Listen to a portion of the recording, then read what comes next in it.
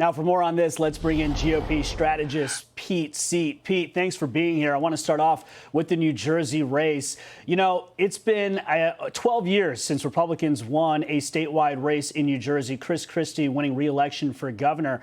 But fascinatingly enough, you got Jack Ciattarelli now running as a MAGA candidate in a traditionally blue state, fully embracing the president, given the fact that the president saw a 10-point swing towards him in the 2024 election. The big question is whether or not that strategy will work in New Jersey. Can you run as a MAGA candidate and win as governor?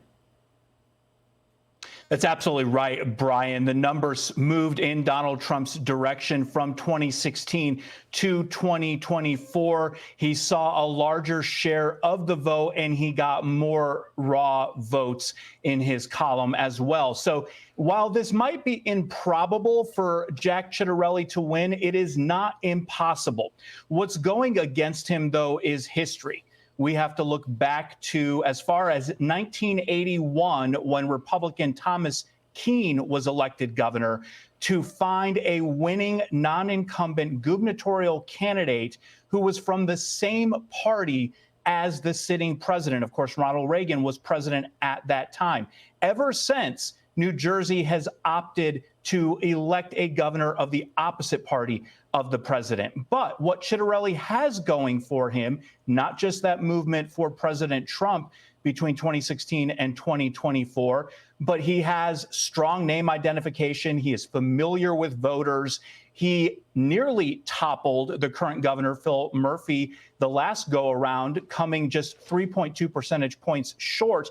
And Ciattarelli is running a very strong race on issues that matter to New Jerseyans and, quite frankly, to Americans. The economy, affordability, lowering taxes, cutting property taxes. These are the kinds of things that can get Democrats and independents to move to his side and vote for him. And it's also the type of issue that Republicans deliver on.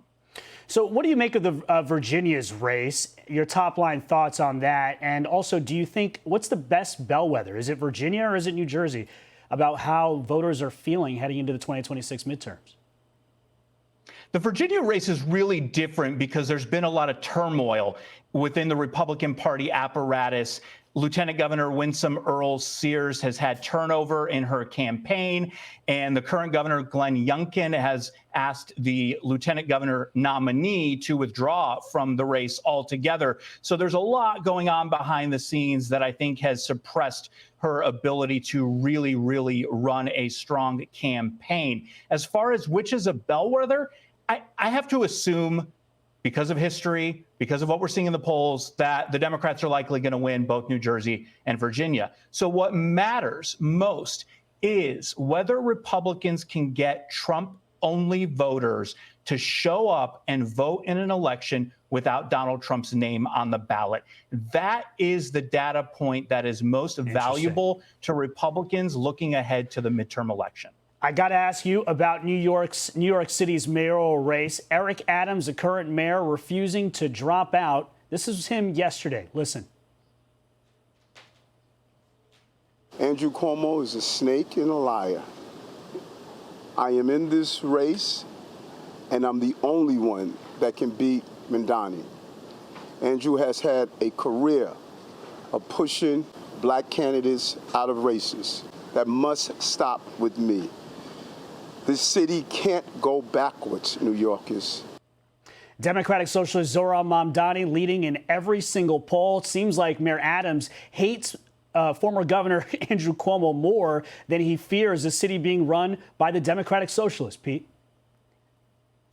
The downfall of many a politician is ego and hubris, and we see that with Eric Adams. Remember, this is someone who barely won the Democrat nomination his first time as a candidate. He couldn't get 50% of the vote. It ended up going to ranked choice, where he won 50.4%. He just squeaked by that time. And then he had to abandon his campaign for the Democratic nomination this year so that he did not have to suffer the indignity of certain defeat, and he pivoted to a general election campaign as an independent.